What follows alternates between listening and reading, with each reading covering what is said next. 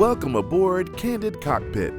This is the podcast that puts you at the pointy end of the airplane with two veteran airline captains. We'll offer insight into the pilot brain, have some fun, and promise not to get too techy.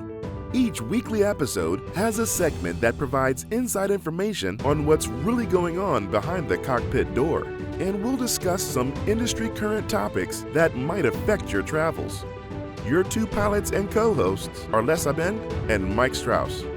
Les has over 4 decades and over 25,000 hours of experience flying airplanes. The Boeing 727, 757, 767, and the 777 were all part of Les's repertoire before he retired. He was also a check airman. Additionally, Les still has the good fortune to be a 21-year contributing editor for Flying Magazine. He has been an on-air analyst and op-ed contributor for CNN, in addition to MSNBC and NBC, among others. And finally, Les is the author of Paper Wings, a mystery suspense whodunit thriller. Mike is a current A320 captain and check airman for a major airline with over 17,000 hours of flight time. In addition to his airline experience, Mike has a diverse general aviation background as an airplane salesman and a corporate pilot flying celebrities and VIPs. If you haven't done so already, please listen to the Welcome Aboard introductory episode. Don't get on an airplane until you've listened to Candid Cockpit.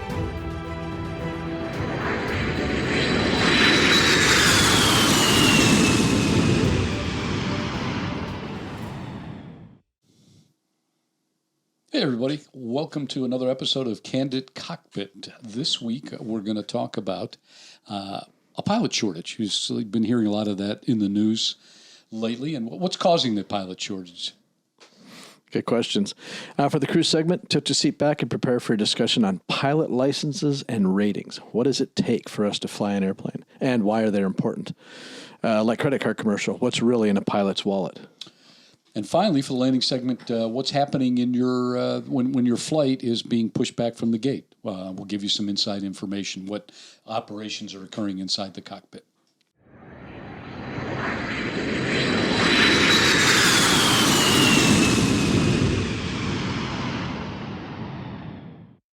Before we get started, we have a favor to ask. Invite your friends to the Candid Cockpit podcast. You know, we're in episode 4 now, so you're getting used to us. We're getting used to you, and we'd like to get used to more people. So tell your friends.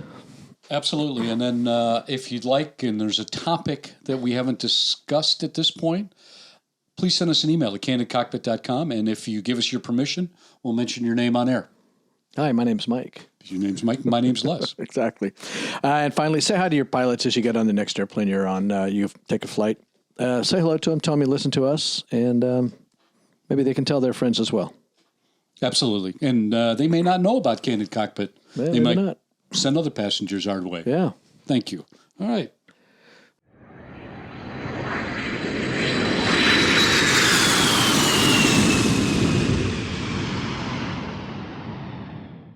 Well, let's start the takeoff segment. Here we go. Pilot shortages. Are they real or are they imagined? Are they made up? Is it really, really happening? You know, and it's you asked that question that way, and I think even in with the time that you've had, same thing for me. It was years that we're going to have a pilot shortage. We're going to have a pilot shortage, and it never really happened. So we get skeptical. Yeah, and you did hear that a lot. There was we need to hire more. We need to hire more. We need to hire more, and because we're going to run out of pilots. Right. Nowadays, I actually say we're living it.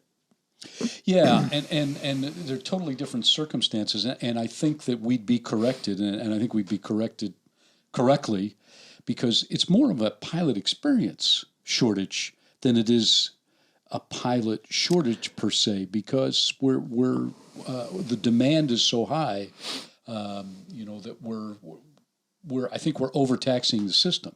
Agreed. We're still trying to be. Used to be when I got hired 17 years ago. There were 12,000 applications on file. 490 of us got hired that year. Now how did that happen for you? Blind squirrel nut theory. Standards. Yeah. Okay. Well, I caught them on a Sunday. Yeah. But now you've got fewer applicants because becoming a pilot is more expensive, Right. but which also means the experience levels are down. So we've got less of a pool to choose from. We still have a pretty good pool, but I think a lot of the airlines are still trying to be picky like they were able to be in past years. And you can't do that. So in a way, some of the pilot shortage might be self-induced. Right, and it was it became self-induced for various reasons, but what's generated it is the fact that what have we had? Well, we've got the pandemic accelerated things. Right? It did. We didn't think it was. We think it was going to go exactly backwards. We thought it was. We thought we were going to have too many.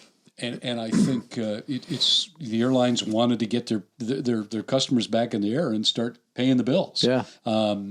So the problem was they retired pilots with an incentive to retire early retirements, and that sort of started to accelerate the process. And then I think the other part of the process was back in 2012, I believe it was, we came up with a new requirement for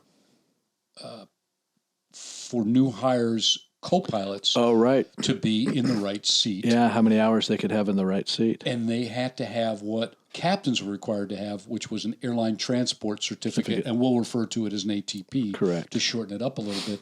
But originally, you had to be 23 years old and have to have 1,500 hours in order to qualify for that certificate. Correct. Right? Just to qualify. Just to qualify. And a lot, when I got hired, I had one already, but I had colleagues of mine that did not have it, and they didn't get it till they went to the left seat. Right, and you didn't need it. You could hire you could get hired in as a commercial pilot or a commercial pilot certificate, which we'll talk about later. Which the standard for that certificate is 250 hours. So in theory, you could have an airline pilot, right seat, co-pilot with 250 hours. Yeah, it was rare. Yeah, but it could happen. But what was the catalyst for that? And unfortunately, we go back to two very different two different accidents. We saw a contrast in two accidents. Yep. The first one was the Hudson River landing. Yeah. Okay, with Chesley Sullenberger and Jeff Skiles. Jeff Skiles, yeah. And the landing of the Airbus on the Hudson River, and we call it a miraculous, the miracle of the Hudson. The miracle of the Hudson. But in actuality, it was a very, very professional flight crew. It was amazing. Yeah, they still criticize themselves to this day what we could have done better and what we did wrong, and that's what pilots do. But at the end of the day, that was the epitome of a professional flight Absolutely. crew. And it came from the experience that those two pilots had. Right, exactly. Which was a lot of experience. Excellent point. Yeah. So that contrasted with what happened less than a month later in Buffalo, New York with Colgan Airlines. Yeah. And there was a lot of unprofessionalism that came out of that. And we did a lot of soul searching on that one. And, once again, you know how I feel about things going to legislation as opposed to a rule within the FAA. Right. But it did eventually get that direction. And that was the reason. So Sully and Skiles were actually at the point of the spear for this, being held up on a pedestal for what they did. And they were proponents of making co-pilots have 1,500 hours. That experience that their captains had. Right. And they had to have that airline transport, that ATP certificate. So here they are basically promoting this. And now students that come out of the Embry-Riddle can't go right to a major airline. I know that sounds a little far-fetched, but it's getting closer and closer because what Embry-Riddle students and Purdue students and University of North Dakota, how much time do they generate? If they come out of school, maybe they've got their commercial and their CFI, maybe a couple hundred hours. Yeah, that's CFI meaning certified flight instructor. Flight instructor. Yeah, so it's usually like around 220 to 225 to 250 on the hour. So they can't qualify for that ATP. No. So there's the gap between people that went to regimented, structured flight training courses in university with academics of flying, and then to qualify in order to get with the airlines, there's that gap of that flight time of that ATP. And how do you get 1,500 that? hours. How do you get that flight time? How do you get that flight time? How do you get the experience? And therein lies the problem. So where do they go? Well, they qualify for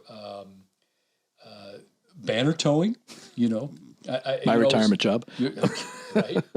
And they qualify to be flight instructors. And a lot of young flight instructors out there building up their flight time. But does that really help with the experience level?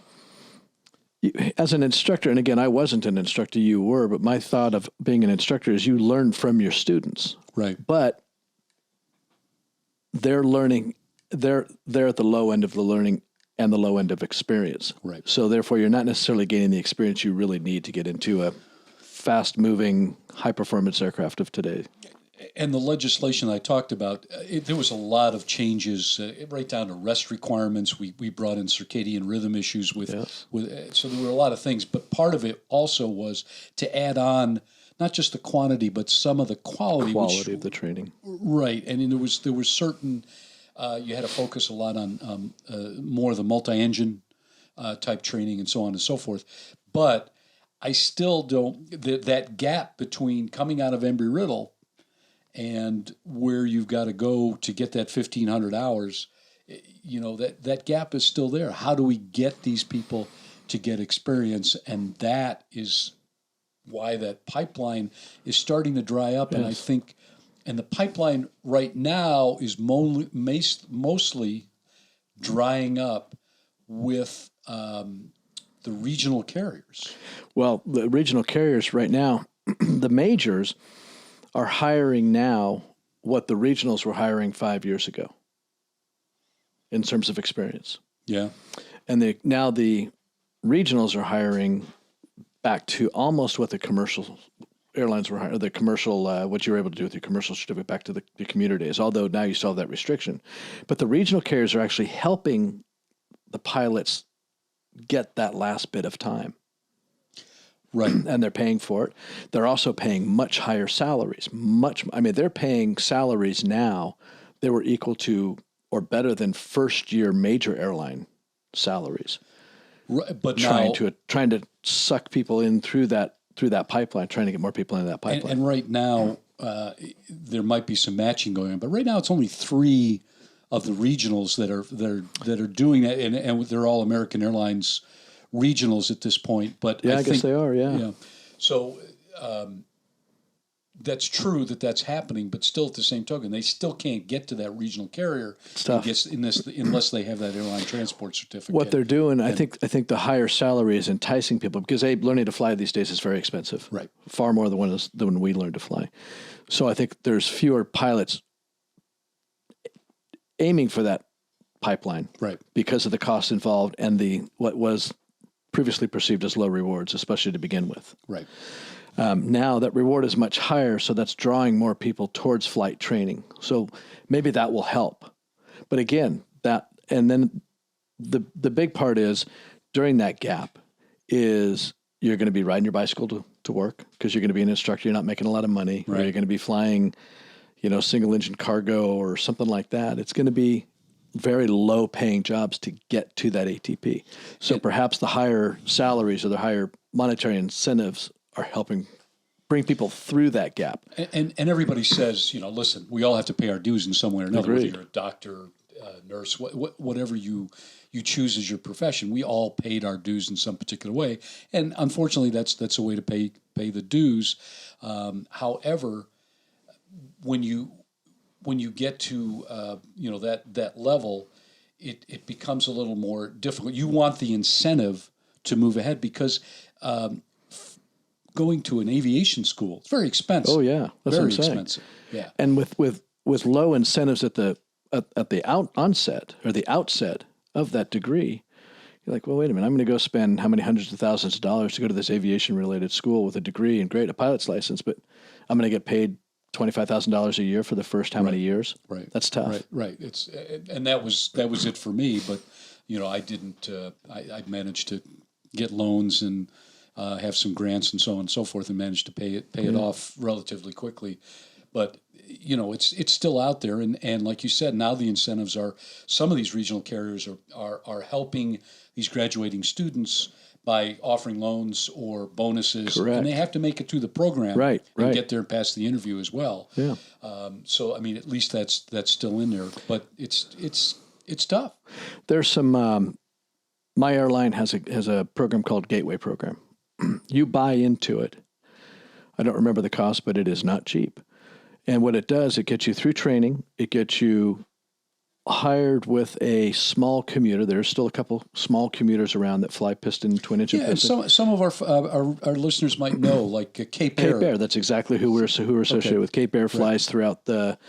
Well, they fly in the Caribbean and they fly in the Northeast mostly. But Northeast mostly during the summer, but they've got some full-time winter routes. But they can technically do it with one pilot. Correct. That's the key. So you get to sit in the right seat as a commercial pilot, as a crew, with that lower time, and build that time. Right. Then from there, and I don't know who it's not it's a scheduled 135 carrier called Jet Suite. Then that gets you a seat. Once you've built enough time, then you go to the jet, and then you have almost a guaranteed passing interview with JetBlue. So that's another way to do it. You'll pay for it, but it also, what it does, maybe you might pay a little bit more, but it will get you through that gap. It's a guaranteed through that gap. And a nice transition from a single engine airplane to a high performance multi-engine airplane to it's a Cessna Citation. So probably one of the easiest jets to fly, one of the easiest light personal jets to fly, and then into an Airbus or an Embraer or something along those lines. But essentially what you have, and United's doing this too, it's called ab initio program. Yes. You start from zero time. Yep. They bring you all the way up. Right. And you're not starting on a jet, you're starting on what we potentially did on a Cessna 172, right. Says, a small training aircraft at a flight school associated with this With the airline. Yeah. So again, academy style training from the get-go, instead of just flying around the pattern of a grass field out in, Kansas, you're actually doing crew training from the instant you step foot in that airplane. Yeah. Very airline oriented and very structured. Yeah, brings you all the way up. Training, but here's the problem. Now, let's explain to folks that once you get on with that regional carrier, the objective, most of them will funnel regional pilots almost, which is something that I never had, but it's fantastic that it's happening. It funnels them through to the major airline. Called a flow through. Yeah. Yeah, and that's how the majority, now my airline, American Airlines, has been doing that for quite some time now. And it works. Because you're flying for, let's say, an American Airlines owned subsidiary. So you're flying with American Airlines SOPs, standard operating procedures. You understand how the American Airlines systems work. That just makes it that much easier when you get into a mainline American Airlines jet. They do operate a little differently, but that's true. It's the assimilation into the major carriers is, a little bit easier transition, I think so. But the problem is we only have, and we've discussed this in other episodes, is that the infrastructure of training isn't there. There's not enough instructors. There's not enough simulators. There's not enough buildings to put the simulators in, to make this all happen. Even if we were to get more and more pilots. So there's got to be a way to determine there's got to be a better solution in that transition period. I think is important, and how we do that. I think industry heads have to get together, including the FAA, and I know they are, and I think they've been doing it for a very long time. Then you also have to deal with the ups and downs of the airline industry, which follows the economy. Right. All of a sudden, let's say you're robust. And you found the way to get all that training accomplished, and you found the way to get the pilots into that training and into the jets. And then all of a sudden, the economy takes a turn, the airline industry usually follows suit, and now some of these pilots have to be laid off or furloughed. And then, as the economy starts to come back up, you've got to do it all over again to get them back through training. You've furloughed, if you furloughed pilots, you furloughed instructors. Right. Everybody. Yeah. So then on the way back up, now you got to get the instructors before you can get them back in the jets. But you know what? It's interesting that just a little anecdotal story is that I flew with the seniority #1 captain at American Airlines when I was a co-pilot on the 767. probably about 4 years into my career at American Airlines. And nicest guy in the world. Wouldn't let you take your wallet out on a layover. And he got hired in the 60s, and he was a civilian guy. And a lot of there was some Vietnam War people coming in, that were leaving the service. But he was at the tail end of all the World War II folks. Oh. So they were all retiring. He got hired with less than 500 hours at American Airlines. And you could do that back then. You could do that back then. Yeah. And I mean, this was he's a sharp guy. He was a sharp guy right up until the day he retired. But there were more like him. Yeah. And so history is repeating itself in a different kind of way. History has a history of doing just that. Yes, it does. Yes, it does. For lack of a better term. But and it's tough. It's a tough cycle to stay with. Running an airline is certainly not for the faint of heart. And we're just a cog in the wheel, so to speak. But I'd like to think of us more than well, cogs. Okay, so without Orville and Wilbur, right, and of course you, because you were there, right. Well, closer to Limburg. Then the airline industry wouldn't be what it is, right? Because you can have all these great airplanes sitting around, but if you got no one to fly them, right? That takes us back to our problem. Where do you get the people to fly them? The experienced, qualified people to fly them, right? And there is a push to lower those requirements for the airline transport certificate. There is. The major pilot unions are fighting back on it, and rightfully so. No, agreed. You got to, at some point, you've got to draw the line of where you allow the experience level to get into a complicated aircraft of today. The airplanes are getting easier and safer to fly, but still, there's things that the airplane cannot and will not do without the experience of the guy sitting there. Well, yeah, and to your point, it's something that I've always been an advocate of is leadership training. We've talked about cockpit resource management, and the airlines grasp that. We call it something different now, but leadership. What I ended up seeing before I ever got to the left seat was watching other captains in action and how they provided leadership to me, to the cabin crew, throughout the operation of flying a particular trip. And these folks that are coming out of the Embry-Riddles and the Purdues and the UNDs, they're not there long enough to really get mentored. Yes. And that actually is part of an FAA regulation that will be required for everybody, and captains are supposed to be trained as mentors, which is a good thing. But I think that's something that's lacking. They know how to fly the airplane well by the time they get to that left seat. Right. But there's a lot more to it than just flying the airplane. Yeah. So no, agreed. Absolutely. Anything else? No, I mean, boy, that's a tough one. I mean, that's a conversation we could do 3 or 4 episodes on. Yeah. But I think, we get enough heads together and we'll be able to solve the problem. I hope so. I really do. Yeah.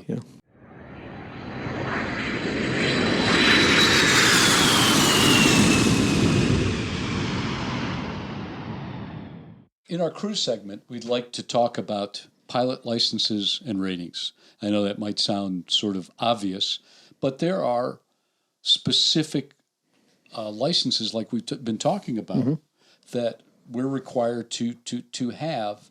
And what I'm thinking is we'll tell our listeners, what the progression is of licenses. And while you're talking, right here, is a pilot certificate. I just so happen to have, so for those of you that might be watching a snippet of this on YouTube, I have in my hand a certificate, and it's like a credit card. It's got the same kind of plastic to it. Is that you? That looks like you. Yeah, it looks closer to Wilbur, as Mike is saying, but it can be me. There is a mustache involved there. So anyhow, mine says here, airline transport pilot, and it gives me the certificate number and when it was last issued. And then on the back of it, it gives me all the what they call type ratings, which is each very specific airplane. So this and the is funny something thing that has is, to be you in our can't possession. just go get this one, the ATP. You got to start someplace else. Right. And that starts with in the civilian world, a private pilot certificate. And that is going out, learning how to fly a Cessna 172 or a Piper Warrior or some other small single-engine aircraft that you want to fly for the proverbial $100 hamburger, now $200, just to fly around for pleasure. Maybe a little bit of personal business, but mainly for pleasure flying. And your private pilot certificate, and there's some ratings you can get added on to that, and I'll let you take that over when we get there. From your private pilot certificate, you can get what's called a commercial certificate. Commercial certificate requires a minimum of 250 hours of flight time and experience. With the commercial certificate, you can, quote, fly for hire, but there's quite a few restrictions on that. Right. You can go fly banners. You can go fly certain cargo or charter type flying. Right.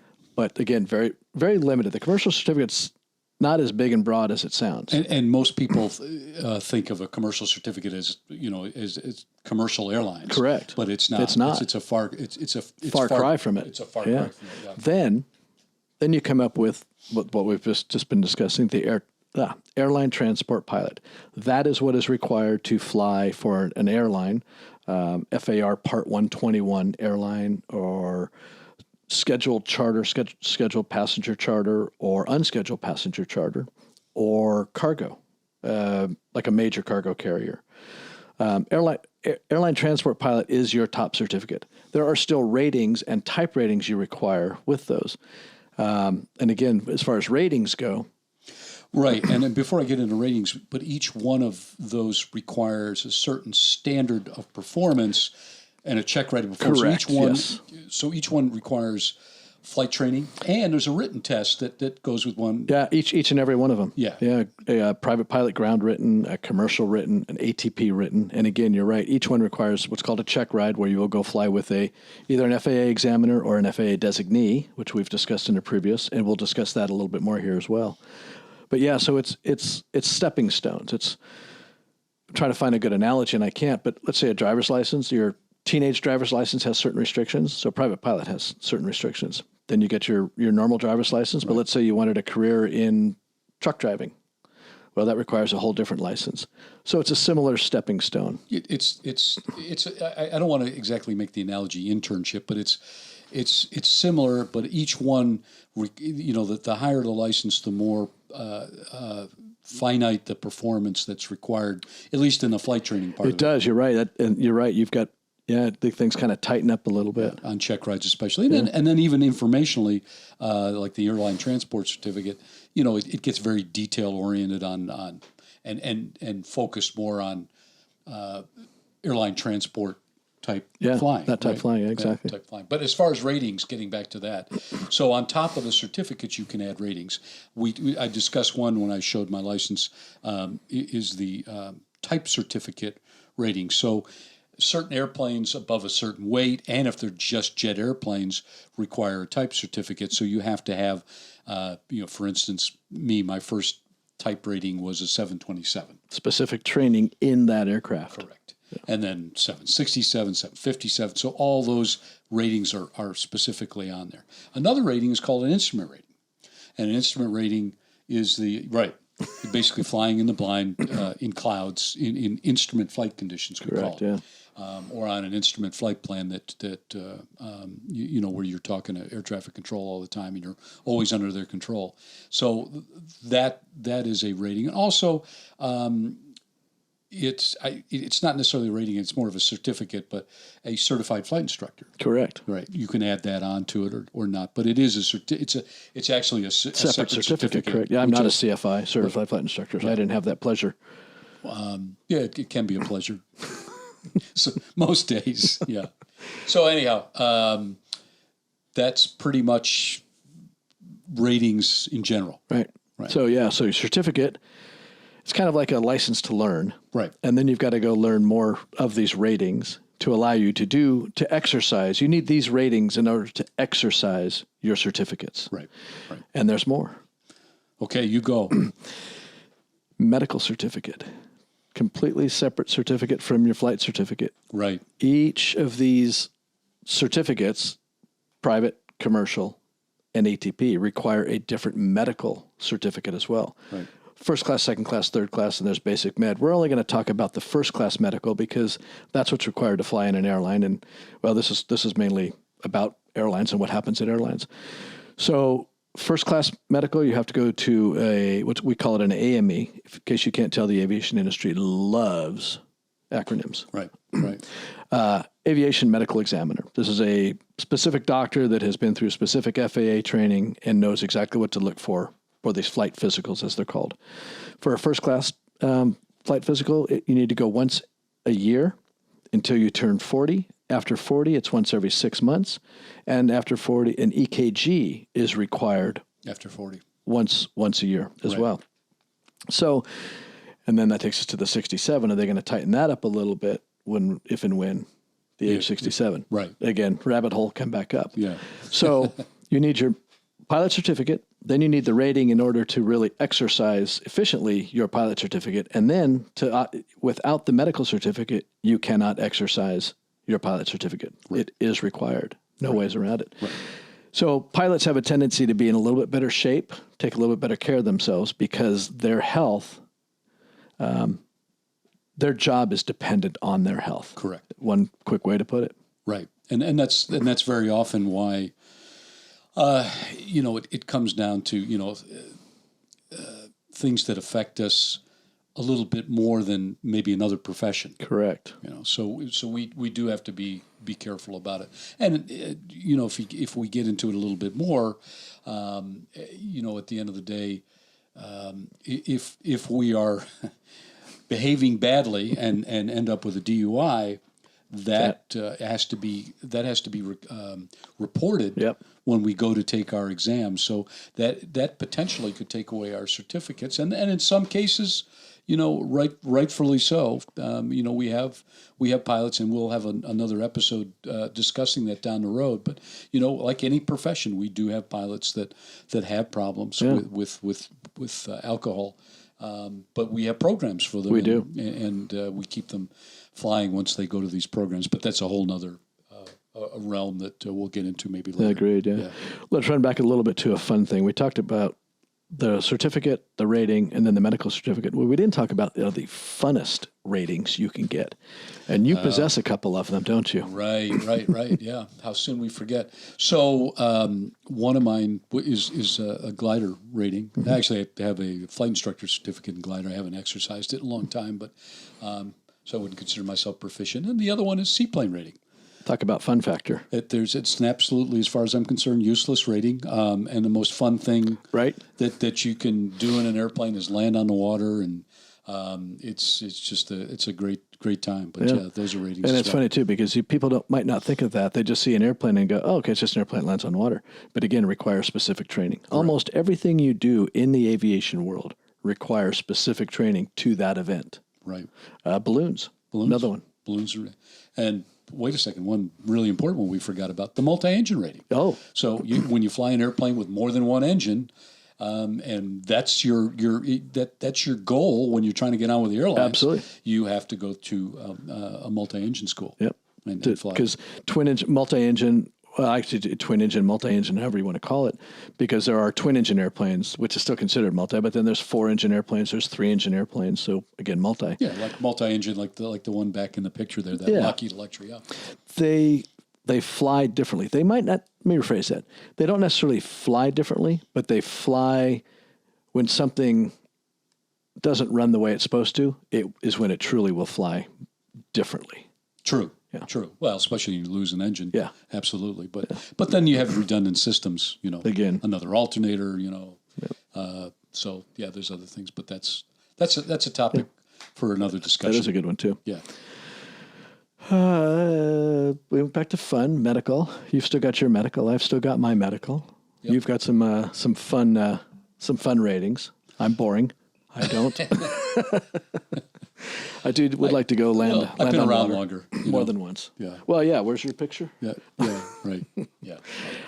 So, and then some people want to ask, like, so since we have to take our medical exams potentially as airline pilots over 40 every 6 months, what are they checking?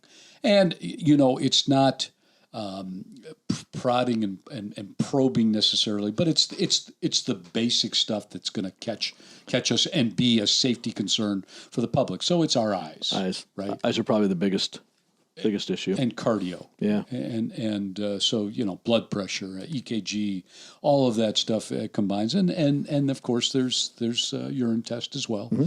So,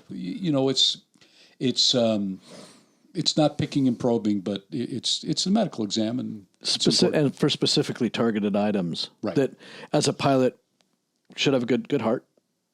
Eyes, obviously, you want to be able to see where you're going. But something else? Hearing. Yeah, hearing. Because aircraft are not quiet. Now, granted, they're getting quieter, but the aircraft may be quieter, but you're still out in an environment that's very loud, especially as an airline pilot when you do your walk around. Right. You're out around on the ramp. Well, the cockpit itself is a noisy environment with the airflow. Absolutely. It's just you're putting pressurized air through ducts, and it's a noisy airplane. But anyhow, that's tested as well. So there are certain things, and if you don't pass, it can be a problem. Yeah. And the AME, the Aviation Medical Examiner, he's got the authority on the spot to say, this isn't good, I'm not issuing you a medical certificate. And guess what? Now you've got to go, get yourself healthy again, and then reapply for that medical certificate, which is not always an easy task. No. A lot of times. Sometimes folks can be out for a year at least if it's, and sometimes it's disqualifying totally, which is awful. It's a shame, You work so hard, and then all of a sudden a medical issue pops up, and you're done. Yeah. Anything else? Nope, not in the cruise segment. Okay. I think it's time to start the before landing.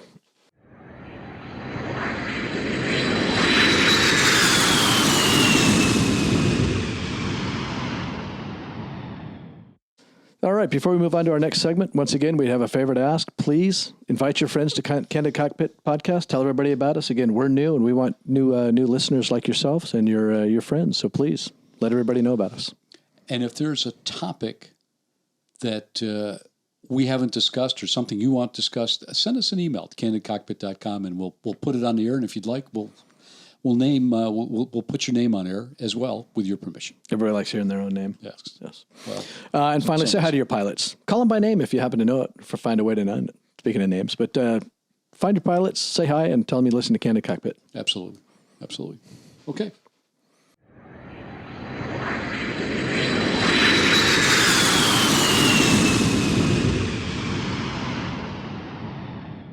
All right, folks, here we are at the landing segment, getting close to the end. Here's a big question. Get on the airplane, close the door. How do you get to the runway? Well, first, they push you back with a pushback tug.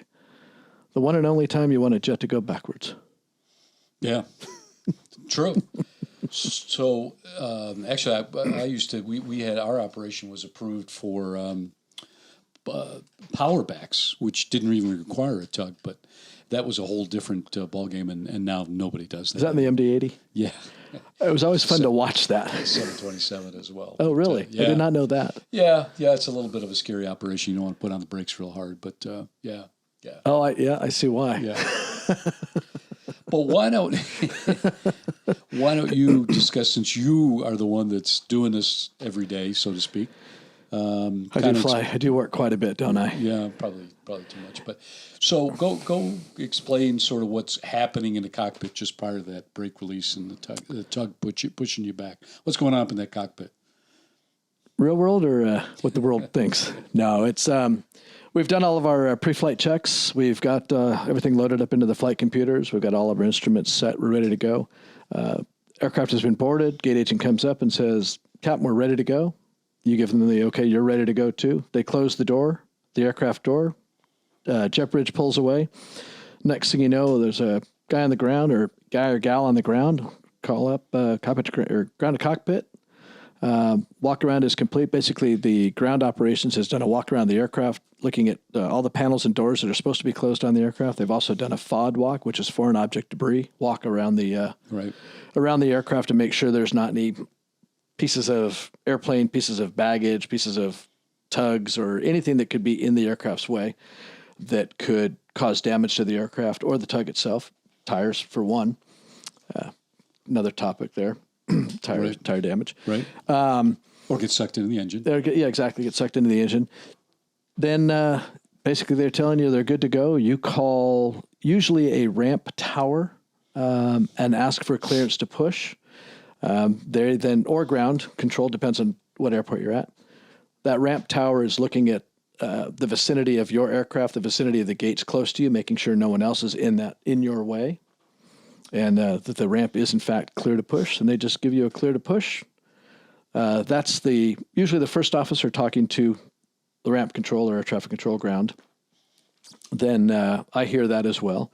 My job as a captain is to then report to the ground crew. Hey, I'm going to release the parking brake. You're clear to push. Sometimes it's just an arbitrary push. Sometimes it's to a specific spot on the ramp where they know to let you release. They're pushing you back. Throughout that pushback, usually they'll allow you to, the ground crew, and again, depending on ramp operations, start an engine, at least one, maybe two.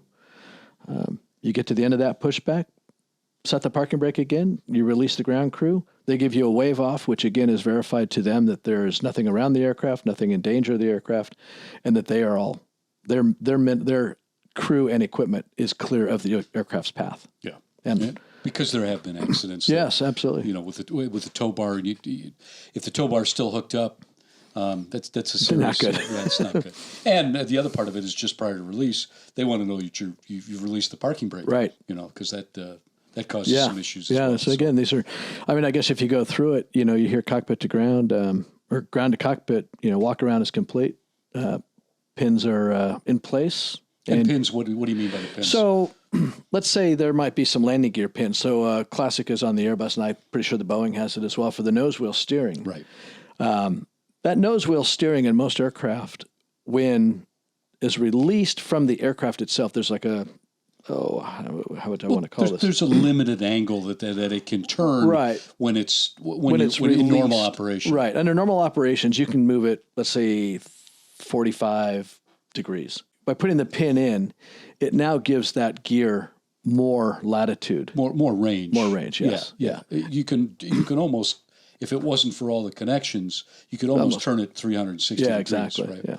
But so anyway, that's where it gives more maneuverability. Took me a while to get there. Yeah, no, that's all right. That's all right. You only do it. This is why crew require rest every day. And, yeah. So, well, it's and here's the problem though: is a lot of times in these type situations, and this is again why you go to recurrent simulator training, is a lot of it's just rote memory. True. But that's why we have it. That's why we do the checklist. Exactly. And we make sure most of us have a flow that we know the items that have to be checked and done and completed, and then we use the checklist to check that we've done those items. Yeah. So, And including the things you say to ground crew. Right. Back and forth. But it can be a hazardous operation. Very much so. If everybody isn't on the same page. Agreed. And I think that's why it's important. So, folks just think may just think that the airplane's going backwards and like putting your car in reverse. Putting your car in reverse, and the guys up front and gals are not paying attention, and they're getting their second cup of coffee. But there's a lot involved. You're starting the engine, airplane's moving. You're making sure that it's moving to the right spot, right? And so it can be, it's very routine, but it's an operation because of it being so routine. People can get complacent, exactly. And things can go wrong. Hence the checklist and flows, and the checklist to back up the flows. Correct. But and I don't. Yeah, it is. The objective is not to hurt anybody. So, agreed. Yeah. Or violate anybody. Yeah. Well, hurt or violate for your certificate, because you can get in trouble. Classic example, when you start taxiing, they tell you to taxi one way. If you haven't written it down, or both of you haven't verified it, and you haven't verified it with the ground control and or, again, the person you're flying with, you make the wrong turn on a wrong taxiway, could put you in a perilous situation, which could get you, call it an airplane ticket. Yeah, right. And the ramps, in various parts of any airline's operation is a pretty busy place, very congested. Right, yeah. And you're putting in big pieces of equipment in tight areas. And many, it's not like an aircraft carrier where they're kind of limited in how many movements they can have. Right. Because that's, again, a very, very busy place. But you can have 15, 20 gates all going on at once. Yeah. So, and it depends upon the airport, of course, and what they can handle. So JFK being a busy one, Charlotte for American Airlines is extremely busy, but...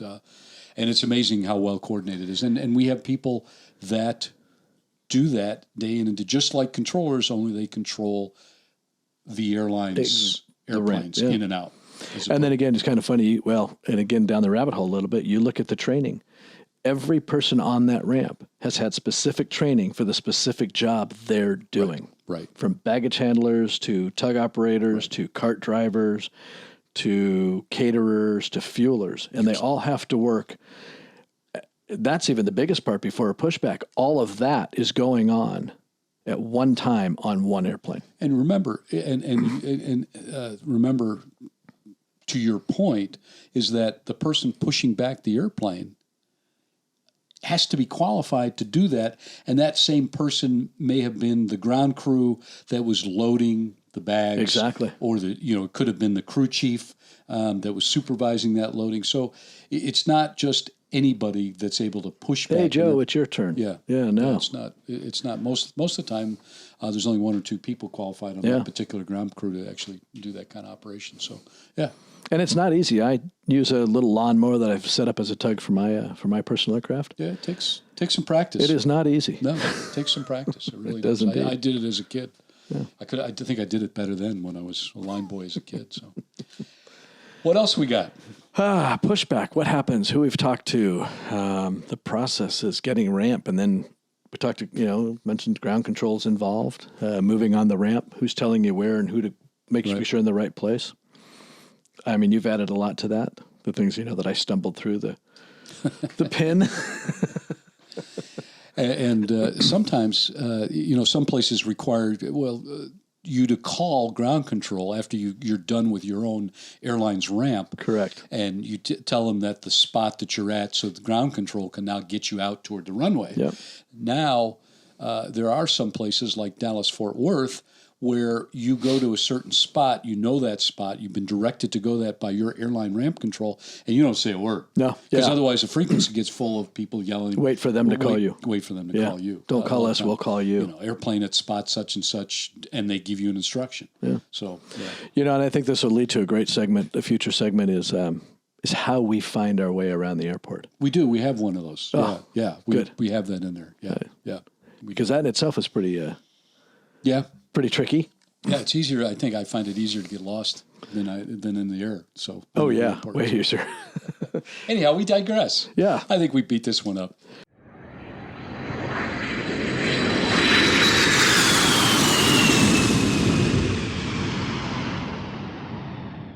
Well, Captain Mike, I think we've landed this episode. We appreciate everybody that listened to us today, and I hope people got some insight into our little pilot brains and learned some things about what happens during their flight. Our little pilot squirrel brains. Yes, sorry, folks. We do apologize for that. But so maybe that makes it interesting too. Yeah, it's true. I hope it does. So next week we'll talk about the next episode. We'll talk about what kind of person do the airlines hire. Now we've been touching on it on this particular episode, but what kind of experience level? Where do they come from? What colleges do they go to?